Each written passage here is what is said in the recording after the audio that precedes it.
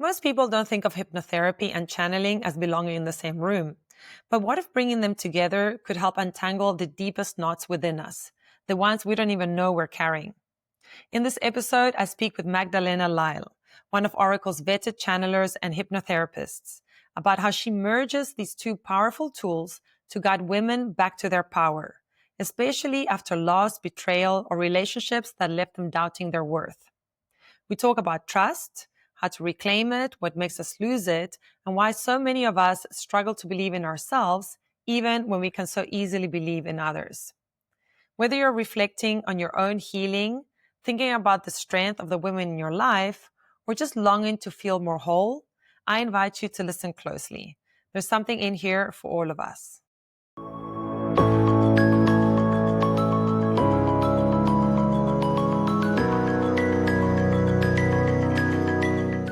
Magdalena Lyle, thank you so much for being here with me on the Orykl podcast. Super happy to chat with you and learn more about your spiritual story. You are one of Orykl's vetted channelers and hypnotherapists. You combine channeling and hypnotherapy in your sessions, which is pretty unique and quite exciting. And we'll talk about that towards the end of our conversation. But for now, let me start off with asking you, in this period of your life, what is your mission? And why is this mission important to you and to those listening? Well, that's a huge that's a huge question. When I started, it was always helping people either physically, through strength training or through my fascial stretch therapy. But it was always helping people so that they would feel better or look better and give them some feeling of empowerment in any which way. But for me now, since I've been channeling and doing hypnotherapy came first. Hypnosis came first. But when I began channeling, I really felt that the messages that I was getting and the messages that they were relaying to other people was so empowering.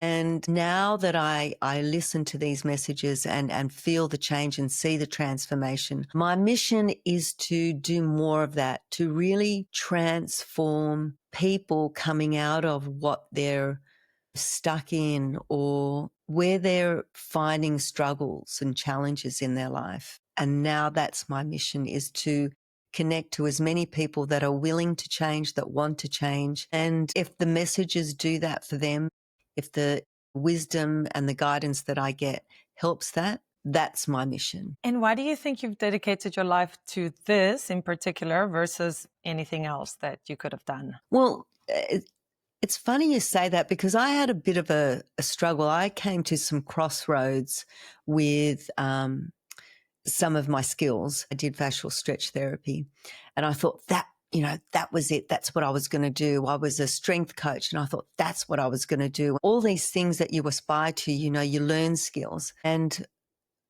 I was sort of lost when I left my marriage. And then for some reason, universe drops these little things that come to you and you don't know why. You don't know why you have these instinctive desires to pursue a new knowledge. So hypnosis came to me and I learnt it for different reasons. I thought that was it. This is going to really help change people. And then I was guided whether I was supposed to really do that, because I started with rapid transformational therapy and then I did some other techniques. And I saw Sarah Landon's name. I don't know why, for rhyme nor reason, it really resonated with me. And I got into channeling. And trans channeling came really quickly. I was able to bring in the spirits and or the guides. And so I thought, right, this is it. You do everything segmentally. And I thought every one I was going to do really well with. And it's only up until maybe in the last couple of years where I've actually figured it out. They've said to me that the messages and the hypnotherapy can be combined. And I struggled with that for a little bit. And people were telling me, no, you can't. But the messages have been so empowering for my clients. But then they come out of listening to the message and they said, I really resonate with that. I really love that. But I just don't know how I can do it. How do I follow my path? How do I trust myself? And so when I come out of the channel, that's when the therapy starts and that's when the beauty starts, because I really find that the belief is so ingrained in them that you want to be able to dig in and untie those knots that's been held in there. And when you do the therapy at the end, it's like you come back to the beginning of the messages, and the messages is like it taps into what the answer is, but they don't know what the answer is, if that makes sense. And so when you've untied all the knots and you've gotten them to understand how they can get out of it, their own answers, they bring it all together, they bring it home. And so that's how I've really understood how channeling and hypnotherapy can be such a powerful transformation. I can see the benefit of doing that and of integrating everything that you hear. And sometimes the messages that you hear at the beginning might not, as you said, resonate fully until you realize this is the belief behind that and that and that. And then as you untangle those, you can go back to that original message and go, oh my gosh, yes, now it really does make a lot more sense. But let's go back to the beginning of your journey and your childhood. What was your childhood like? What were some of the key themes in your childhood that made you into who you are today? Well, I'm one of 5 girls, the youngest. My father was really older, much, much older than my mum, and all my sisters left. They scooted and left me at home with dad. And because he was older, he wasn't really present with me. And my mum was working a lot. She was the worker. So I was really on my own. And I really don't have much of a memory of when I was young, but I do have a memory of my life with my dad. And it wasn't great because he wasn't actually available to help me. I was on my own.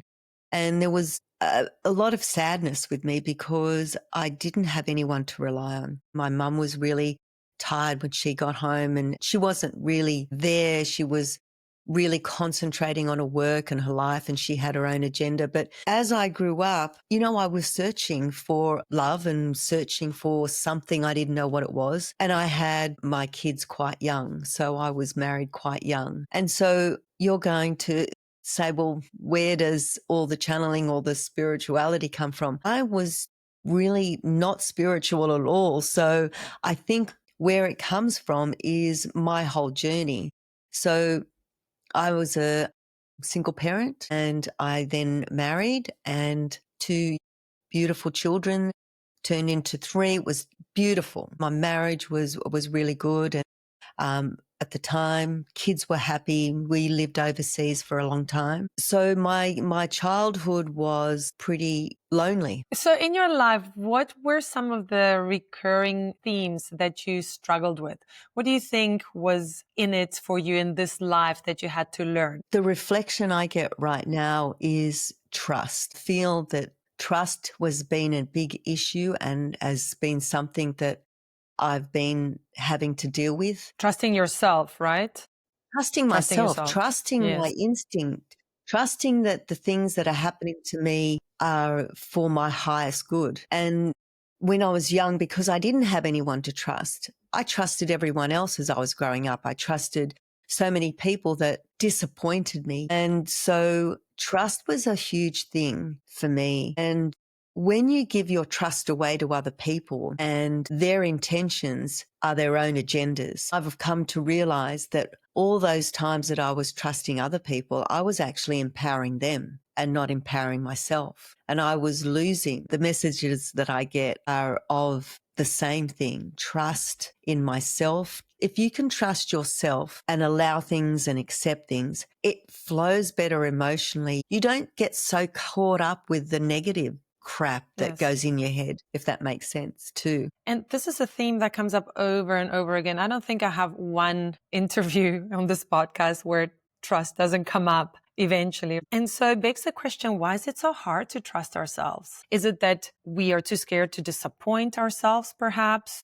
Or I know that there's a belief in many of us that we're just not good enough whatever reason. That almost seems to be innate in us, that we're just not good enough. It's interesting, right? That many of us go through that struggle of trust. Why do you think that is? I really do believe, and this is coming from my own experience and coming, having so many clients, that we have this belief, a belief definitely that we might make a mistake or we have made mistakes. And I don't want to go down that road again. What will people think of me?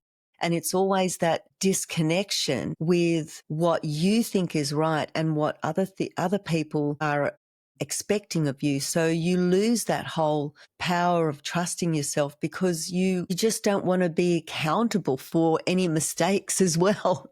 It's easier to blame other people, isn't it? So Yeah.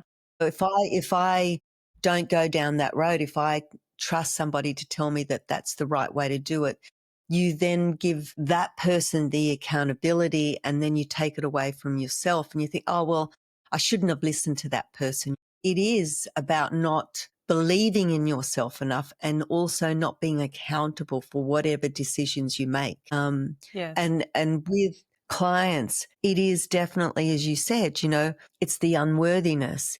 It's so many of people's upbringing that they will disappoint the parents. They'll feel, or even if they've been in a wonderful upbringing and they were being given everything, but what they've done is they've given all the power to the parents and never been able to trust themselves to make a decision as an adult. Yes, absolutely. And you're right. When we trust others, we give them the power, but we also don't have the responsibility. And in a way, it's easier to blame other people instead of blaming ourselves. They made that decision. I followed them and look now what happened. So we give our power away, but we also we don't make any mistakes, so to speak. The mistakes are done by everybody else. But of course, living that way, we can't progress. We always end up in that victim mentality and we can't actually take ownership of our lives and actually have the life that we want to have because we have to empower ourselves to do that. Well, I get just leading on to that. I think when I started channeling, I trusted myself more and I really felt that was, again, there was moments in the beginning where I didn't trust it because I thought, is this me or is it really the guides that are coming through?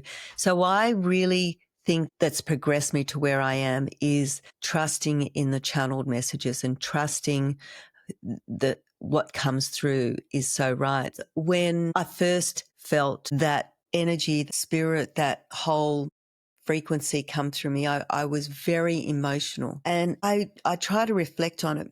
When I was in meditation, I just felt this wonderful sense of love. And it's hard to describe because it's just an energy, an emotional energy. And I cried. I don't know why I cried because when you feel unconditional love, you just feel so supported. There's nothing that you could do wrong. It's just there. And I really felt that. And that was pivotal for me. True trust came to me when I did I do a Q&A every month live, and one of the guests came through and a message was sent to her, and she has all these horses.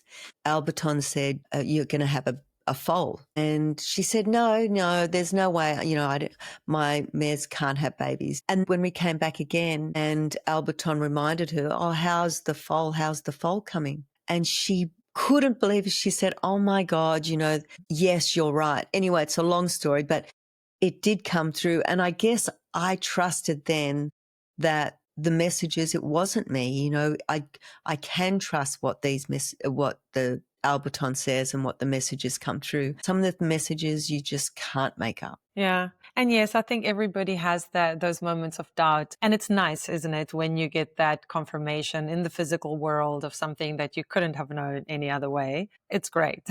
It's great for everyone. And it allows you to fall more into trust to become a better channeler each time. Every channeler becomes better and better as they trust themselves more because it really allows you to just relax and allow spirit to come through. It's beautiful. Tell me, what are some of the misconceptions that you've encountered with clients or just friends around either channeling or hypnotherapy? I just wanted to add, I'll answer that one, but I just wanted to add, when you trust you also accept and allow. And I think that comes together in unison. That works synergistically. So I just wanted to add that, because when you trust, so does accepting and allowing. But as far as the misconceptions, I think that people just don't believe that there's anything that come through.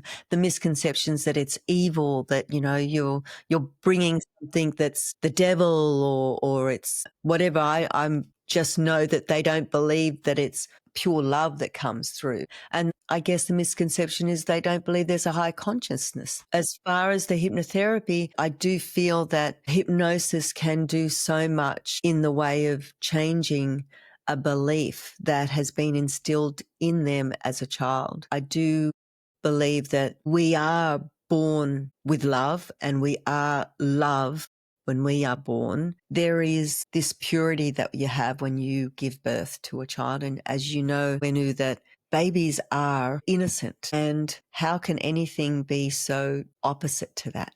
When we have all these beliefs and they might be negative or dense emotions, they're coming from somewhere. Truly believe that hypnosis is a powerful tool to help change your thoughts and your actions. And it helps your nervous system. Therefore, it helps your physical body with any ailments. And why I believe hypnotherapy is so good is because they will go back into whatever is taking them into their trauma at that moment. For example, if someone's suffering from anxiety and they can't go out the door, they can't be social. Once you ask them and not lead your client into a label or into a story that you've assumed, you ask questions that they will take them back into. Yes, yeah, mum was really always wanting me to do a job and she'd always yell at me and I'd just get scared. And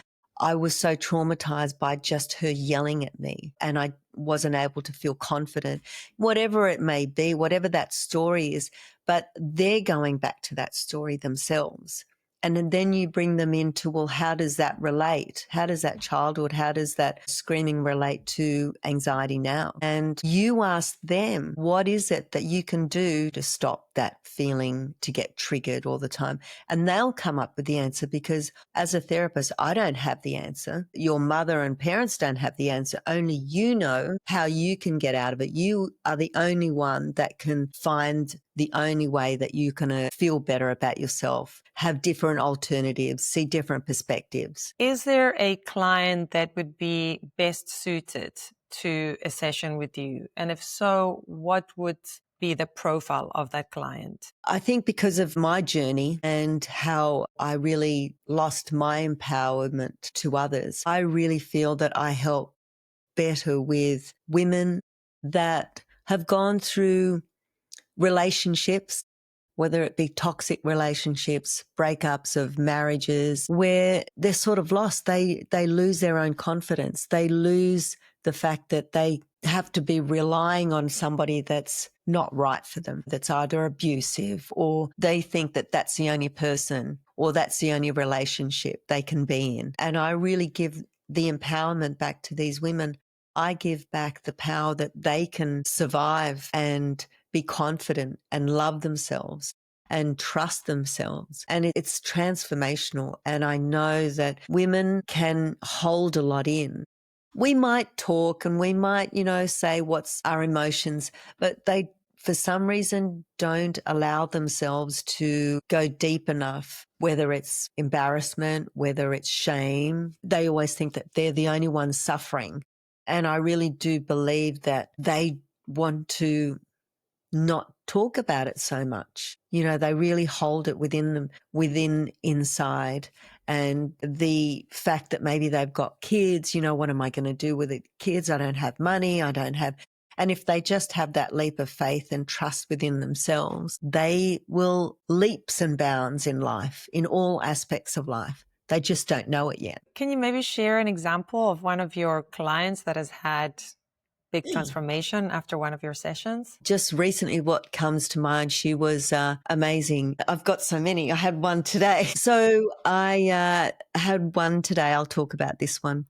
They don't even know that they're actually holding this belief, but she wanted to stop pleasing people. Women tend to want to please people and try and look after their siblings, try and be good to their parents, and they just can't say no. And she, even with work, she couldn't say no to all the hours that she had to do. And she just thought about it. She thought, oh my God, I'm going to be so burnt out. I just can't do all these hours. And I said, well, what's wrong with saying no? And she said, I don't know. And so when we talked about why she needed to please everyone else but herself, we went back into a parent that really was the protector, but they didn't protect her in the way she wanted.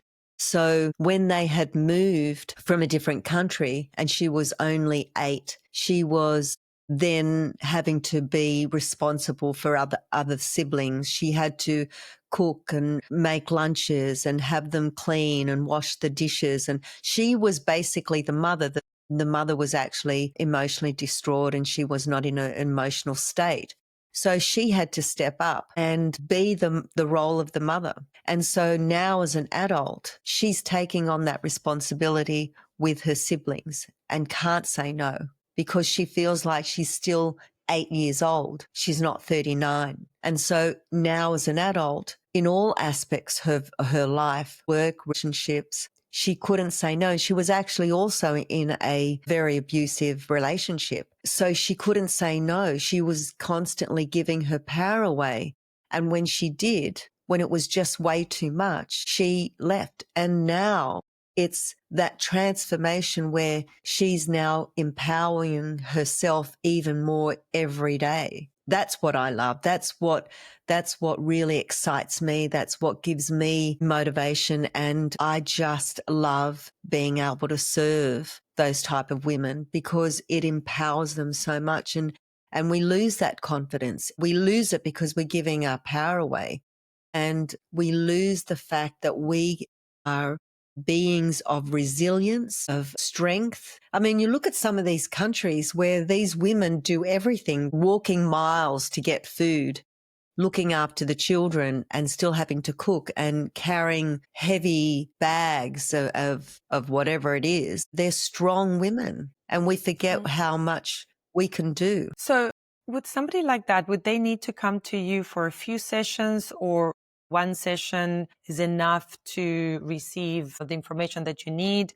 Like with this client, for example, was it a once off or did she come multiple times? Once off. Okay. Once off. I'm not limited by time in sessions. I give as much time in that session as needed. So my sessions might last for 2 hours, 2.5 hours.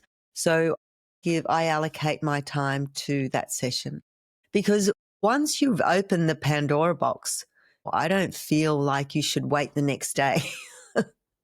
Do it there and deal with it. So how do you ensure that they integrate this into their lives? I actually test them because while they're in that pivotal moment of trance and their own aha moment, I either get a lot of crying or a lot of laughing because they think how ridiculous it was to be in that situation, to even think like that. Once we untangle all the knots, then I will test if I can give them a scenario of what triggered them in the first place and test that out. And we just test and test. And they will do a little homework, but it's their homework. So I'll ask what's the smallest thing they can do towards whatever they need to do. And that usually does it. Once you have that aha moment, everything can change very quickly, right? And you can't unknow something that you now know. Yeah, that's right. So I know that you combine hypnotherapy and channeling. Can you quickly run us through what a typical session with you is like? So a typical thing would be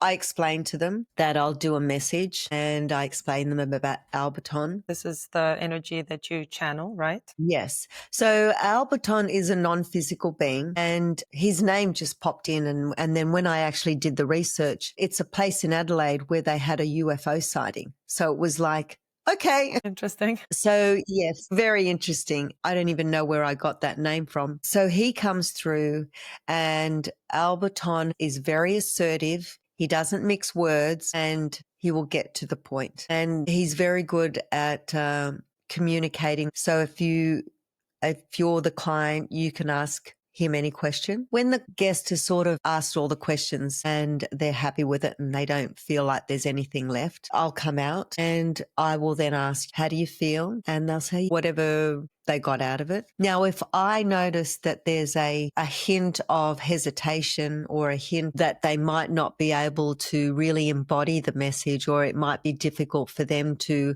follow through with some of the things that have been said, then I'll go into therapy. You know, our guides, whether it's Alberton or other spirit guides, they are here to help us and guide us and support us. They're not here to go in and change your belief, because that's not their job. Their job is to really give you enough guidance. They're acting as our parent to just advise us. It's not their job to then start telling you how to go about it. They are just the parent to say, you know, I think you could do this and look at it in this perspective. With all that you've learned in your journey and your connection with spirit, what is the one thing that you are 100% sure of that you would love it if everybody believed it and embraced it as one truth that we can live with in this life? Love is energy and energy is love. We are beings of energy and we are beings of a frequency that connects with everything. We are everything. We all that is, and we are the creators. Yeah, absolutely. And I interview or have interviewed many people that have had near-death experiences, and they all say the same thing, that as soon as we leave this body, we feel that unconditional, pure love, and we know that that's home. That is who we are, unconditional, pure love. And that's why they never want to come back. They're like, no way. But it's nice knowing that that's what's waiting for us. So I also Yes. believe that as well. Well, Beautiful. thank you so much, Magdalena. It's been such a pleasure. I've really enjoyed also hearing more about you. Thank you for being on Orykl. Thank you for doing what you do and helping so many people. I think it's a life well lived when we are of service and we can really help, and it sounds like you're really doing that. Well, thank you, Huenu, for the opportunity to be here. And I really want to thank you and am very grateful for what you do to open the awareness and give the opportunity for so many people to listen to the guidance that are here to support us and help us. So thank you.